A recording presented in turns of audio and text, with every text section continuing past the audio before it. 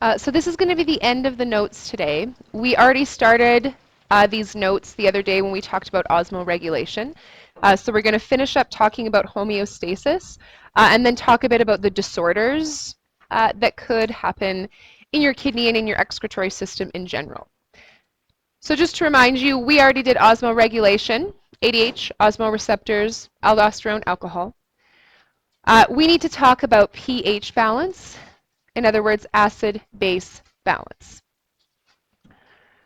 Now, one of the things I like to remind people of is how you interpret pH. And one of the things that I find that people commonly mix up, maybe not because they don't know it, but because it's easy to forget, is that a high pH does not mean that you have lots of hydrogen and thus lots of acid. A high pH means that you have a basic substance. Low pH is where you have lots of hydrogen, and that's when it's really acidic. So your body is trying to maintain a balance. Now, your body is not trying to keep everything exactly neutral.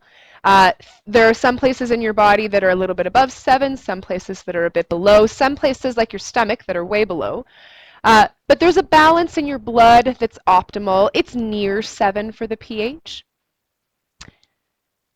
Now, like I said, this is an example of homeostasis, constant state. Your body wants the pH of your blood to be about the same all the time.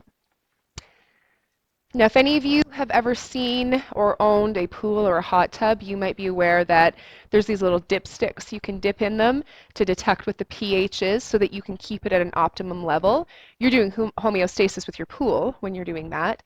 And we'll talk at the end of the lesson today about things you can pee on that would detect the pH, that would help detect if your body was maintaining homeostasis. So how does this work? You have active transport. So I just want to remind everybody what active transport means, because we're seeing it for like the 3rd time now. It's involved in reabsorption, it's involved in secretion, and specifically because it's involved in secretion, it's involved in the pH balance. Active transport uses ATP and goes against the concentration gradient. So it forces molecules to move against their natural wish, their natural desire to move. The second thing that in particular, pH is based on hydrogen ion concentration. That's what we're measuring when we measure pH. So if I were to do a little picture of what this would look like, I'm going to draw a collecting duct. I know it's a collecting duct because it kind of looks like a tree with a bunch of branches coming through it. The collecting duct is the last part of the nephron. And what happens is that if I have a blood vessel, it might look something like this.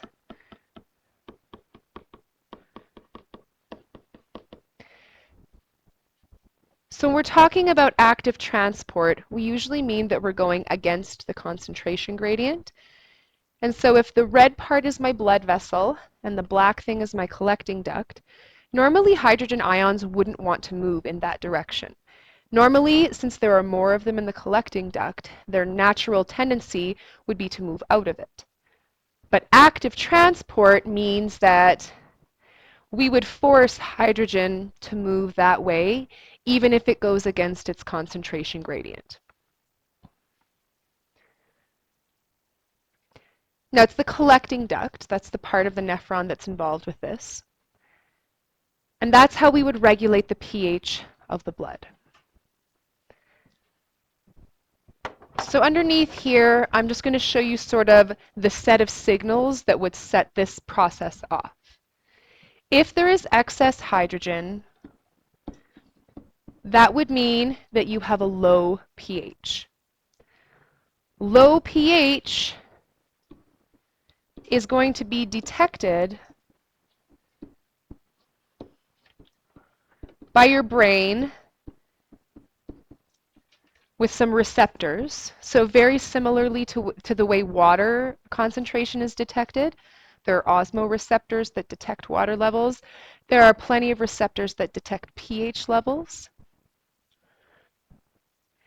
Once your brain has detected that the pH is low, that stimulates active transport. So that would be the pathway that's being followed. Now there are some other substances in between here that I'm leaving out because I'm trying not to put more details than you realistically need to be able to explain this process. So what we'll do quickly is talk about some of the disorders that are possible in your excretory system. The idea is that to detect them, in general, you need to analyze someone's urine. That is a urinalysis. So at the end of this PowerPoint, we will look at an example of a urinalysis. We could have done a virtual lab about this, but we just did a lab and I didn't want to give you two assignments at the same time. So I'm just going to show this one to you. The first couple disorders I picked are pretty basic ones. I wanted to make sure I had at least one itis word to remind you that any biology word that ends with itis means that that thing is inflamed. So nephritis means your nephron is inflamed. You can have an itis with just about anything, and it's a very common disorder word. So as long as you know, itis means inflammation, and then the first part of the word tells you what part is inflamed, that would be key. Now that's pretty generic, and inflammation could be for a number of reasons and have different degrees of severity. One that you probably have heard of are kidney stones. Kidney stones are painful. I don't know this from experience, but I have heard people talk about what it felt like to pass a kidney stone. So that you know, kidney stones often look like one of these pictures. In other words, the edges of them are not smooth. Now these are really magnified pictures. A kidney stone is tiny, tiny, tiny, like smaller than a pea usually. If they're too large, they wouldn't be able to fit through the tubes of your kidneys, and then you would have to have some sort of surgical intervention. Sometimes it's a laser that blasts the kidney stone apart. So now instead of one big kidney stone, you have like 100 small kidney stones that you have to pass. Passing a kidney stone means that the kidney stone has to go through your ureter and your urethra, neither of which is particularly large. And this would be the place that the pain is coming from. So I have known a few people. My dad had a kidney stone. He said it was horrible. And I said, yeah, but is it worse than having a baby? And I don't know anyone that has had both, so I can't judge. But I do know that often when this is portrayed, like on TV shows or on a movie, the person is in extreme pain. And then answer your question right away. There's an episode of Friends, and Joey has kidney stones while Phoebe is having a baby, and he honestly looks like he's in more pain than she is, and she's pushing 3 humans out of her in that episode. So anyways, they're quite painful. Question? Oh yeah, okay, so when they have the surgery for the kidney stone, why don't they just take it out instead of laser? Because the laser isn't actually an invasive surgery. Like, you don't have to cut the person open to laser blast it. So it would be preferred to not do something invasive unless you have to. So an actual surgery, like surgical intervention, that would be like in a really extreme case if it was blocking your kidney in such a way that, I mean, your kidney was not functioning. But normally a doctor would always choose the non-invasive way first to see if that worked. That would be the main idea. Now, what's a kidney stone formed by? Precipitate, so that means something solid, of a mineral. A common mineral would be calcium, but really it's any metal ion, basically. Calcium, magnesium, zinc, whatever. These are all metals. They're all normally in a solution in your urine and in your blood, but sometimes they can become solid. Now, why would they become solid? It could be because you have an excess of them. It could be because they're reacting with something else that is in your blood or your urine that they make a solid with. So you might remember solubility table, Science 10. Some things make precipitates. That could be why. Some people seem to be more predisposed to develop them and others not so.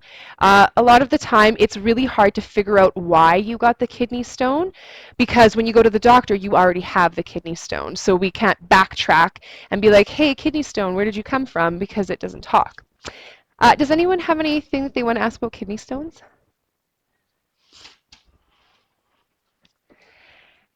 So two of the disorders that are really strongly linked to your excretory system are the diabetes. One of them we would have already discussed, diabetes mellitus. This is because of the inadequate or inability to produce insulin. Diabetes insipidus, which is another type of diabetes, is caused by the inability to produce ADH.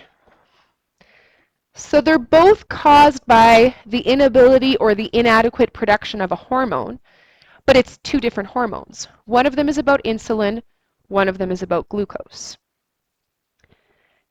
Now you might ask, why are they both called diabetes then? It's because they both have the same sort of outcome.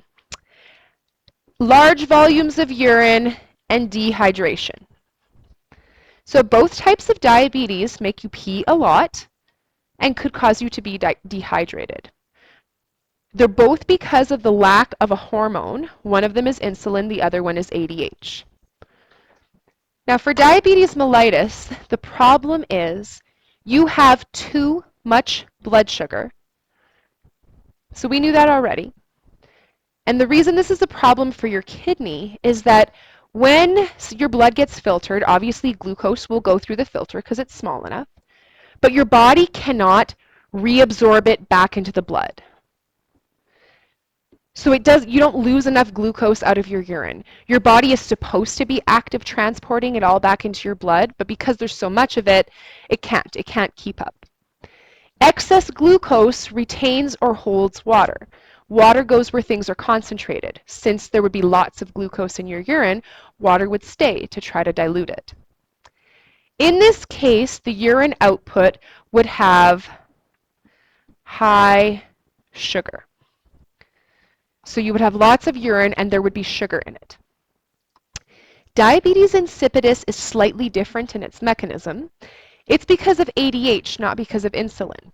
So in this case, the person doesn't have an issue necessarily with their blood sugar because of insulin. They don't have ADH telling them to reabsorb water. This person's urine would be really dilute. And so that would be a way that you could tell the difference between the two types of diabetes. They would both be large volumes, but one of them would have lots of sugar and the other one wouldn't. Alex, yeah? Sure.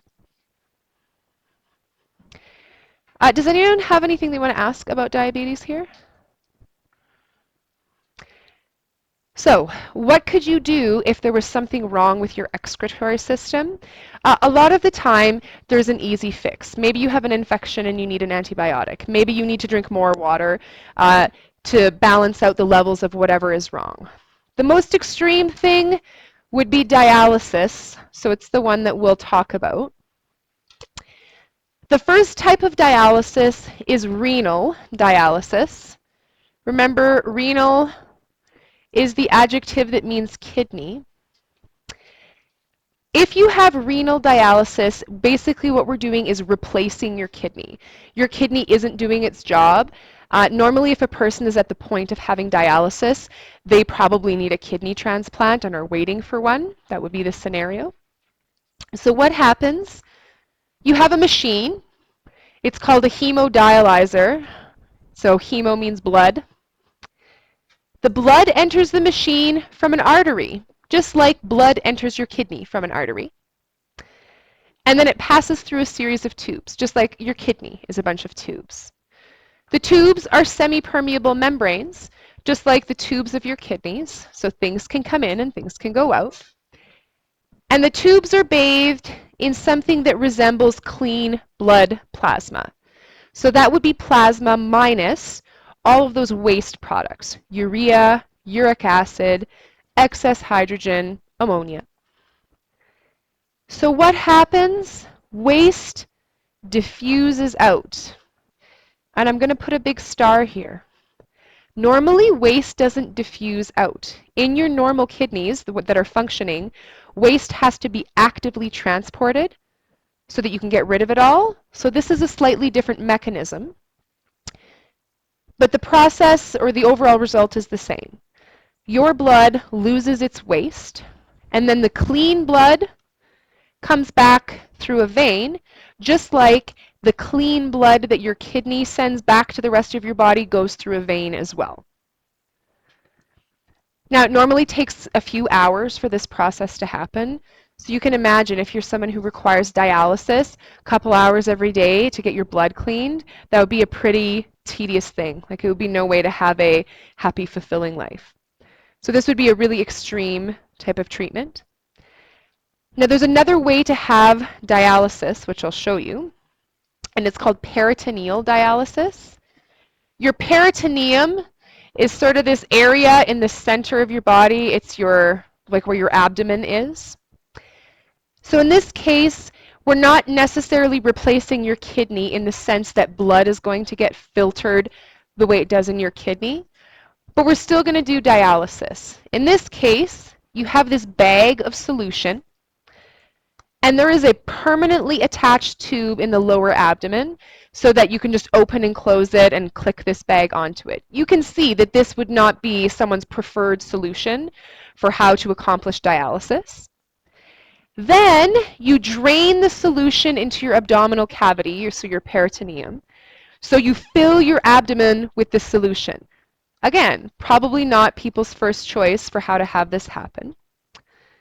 And then you leave it for a few hours. So just like you would have to be hooked up to the hemodialyzer for a few hours, this would take a few hours. And the same basic thing would happen. Waste would diffuse out, just like it did in the hemodialyzer. Then, after a few hours, we drain the fluid out. Now, obviously, this would be the case if perhaps hemodialyzing wasn't possible, or there was something wrong with a person's blood vessels or blood pressure. That might be the reason to choose this.